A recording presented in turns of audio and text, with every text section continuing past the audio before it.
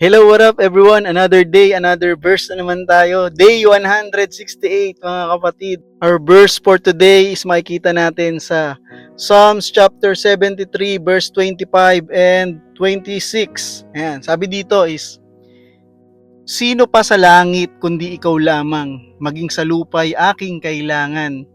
Puso ko't kaluluwa kung nanghihina man, ang Diyos ang lakas kong tanging kailangan. This Psalm 73 is very honest tungkol sa mga pangkaraniwang katanungan natin sa isip natin. Bakit nga ba yung ibang mga masasama ay nagpa-prosper or yumayaman, yung mga faithful kay God is kadalasan is sila yung nahihirapan. And kung mababasa natin yung Psalm 72, yung psalmist, nawawala na siya ng pag-asa dahil kitang-kita niya yung nangyayari. Faithful siya kay God pero nahihirapan siya.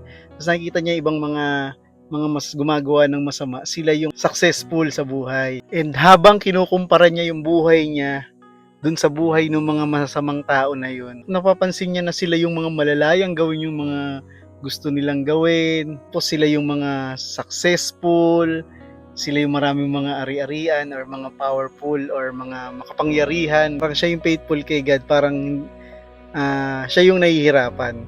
Which is totoo naman, di ba? Kahit ngayon nararanasan natin. Nung dati gumagawa tayo ng mga kalokohan, ang ganda ng financial status natin, okay. Pero nung time na naging matuwid ka na or gumagawa na ka ng tama or hindi ka na lumalaban ka na ng patas, doon parang nahihirapan ka pa sa buhay. Kung babasahin natin yung Psalm 73, makikita natin doon pagpasok ng usapang presence ni God, doon nagkakaroon ng difference. Doon niya na pagtanto na yung temporary na kayamanan is walang-wala kumpara doon sa eternal na status natin sa ating Panginoon. Na-realize niya na yung mga financial status natin, mga kayamanan natin, or even yung comfort natin, is temporal lang talaga lahat. At maaaring sa isang iglap ay mawala. Pero yung magkaroon ka ng relasyon sa Panginoon at masabi mo na close talaga kayo ni God, hindi siya kayang tapatan ng kahit anong kayamanan. And panghabang buhay mo siyang mararanasan. Yun ang hindi nauunawaan ng iba, na yung ibang mga masasama ay patuloy na gumagawa ng masama para mas dumami pa yung kayamanan nila, para maging masaya sila, para maging secure yung kanilang buhay. Which is, ang hindi nila namamalayan na temporal lang yung buhay natin dito. Mamuhay ka ng 70 years, 80 years, 90 years, di ba? Compared to the eternal na nakasama natin ng ating Panginoon. Panghabang buhay siya. Sabi nga 'di ba sa Bible, aanhin pa natin kung makamtan man natin ang buong daigdig. Pero ang kapalit naman ito ay ang ating kaluluwa. Ano yung may papalit niyo ba sa ating kaluluwa? So kung ikaw kapatid ay nagkakaroon ng same struggle ng psalmist, basahin mo yung Psalm 73 dahil makikita natin doon na mas importante yung eternal na status natin kaysa doon sa temporal na status natin dito sa mundong to. Walang katumbas yung presence ni God. Minsan lang kasi masyado tayo nalulungkot dahil dun sa pagko-compare natin ng buhay natin sa ibang tao. Stop comparing mga kapatid. Ang isa sa mga makakapagpawala ng ating kapayapaan sa ating puso once na tinignan natin yung sarili, yung pamumuhay ng ibang tao kaysa sa pamumuhay natin na kasama ang Panginoon. Instead na tumingin ka kung saan-saan, tignan mo kung sino yung kasama mo sa paglalakad mo, and that is si Lord. Once we compare, magkakaroon lang tayo ng bitterness, magkakaroon lang tayo ng pag-aalala, madi-discourage lang tayo. Fix natin yung mata natin sa Panginoon at mas makikita natin ng malinaw na malinaw ano ba talaga ang katotohanan. At ang katotohanan mga kapatid, hindi yung material na possession, hindi yung power, hindi yung financial status, hindi yung laki ng bank account yung sukatan. Ang tunay na sukatan ay kung kasama mo ba si Lord. Meron ba kayong relasyon? Close ba kayo ni Lord? Hindi yung blessing, kundi yung blesser mismo. So kapag nawala yung joy natin because of comparison, pray tayo kay God. Sabihin natin sa Kanya, maging honest tayo sa Kanya na, Lord, ganito yung nararamdaman ko. Kagaya ng psalmist. Be honest to God kung ano yung nararamdaman natin mga kapatid. Anyway, alam na rin naman niya, hindi sukatan yung material possession dito sa mundo na ito.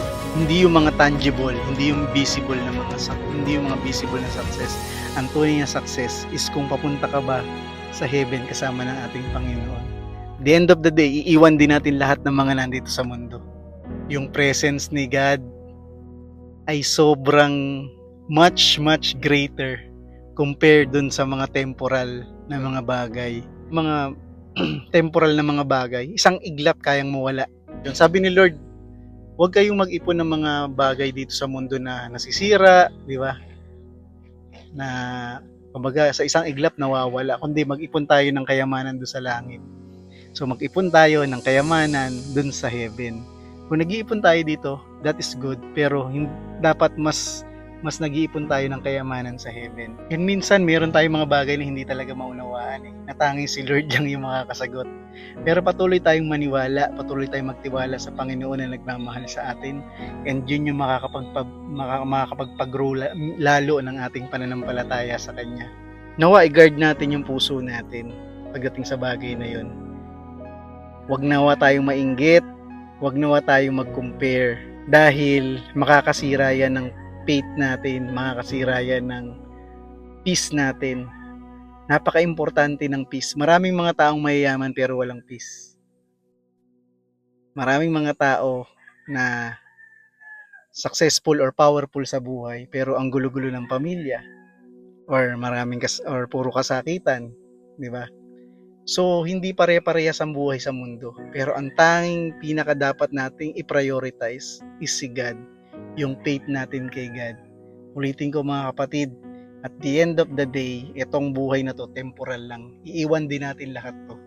And merong eternal life. Yun yung pinaka-importante sa lahat. Ang tunay na seguridad ay kung alam mo na ang iyong pangalan ay nakasulat sa aklat ng buhay dun sa langit. Dahil yun ang pinaka the best na kayamanan. Aanhin mo yung mga kayamanan dito sa mundo kung dun sa heaven. Yung lalakaran mo puro ginto, 'di ba? Wala nang pagluha, ang saya-saya na ng buhay kasama ang Panginoon doon.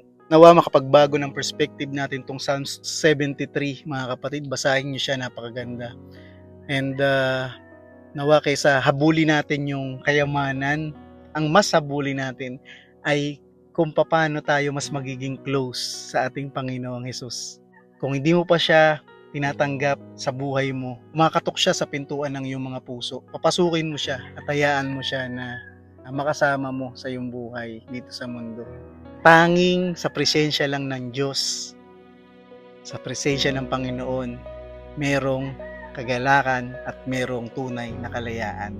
So God bless everyone, and nawa ay patuloy nating palaganapin ang salita ng Panginoon dito sa mundong ito.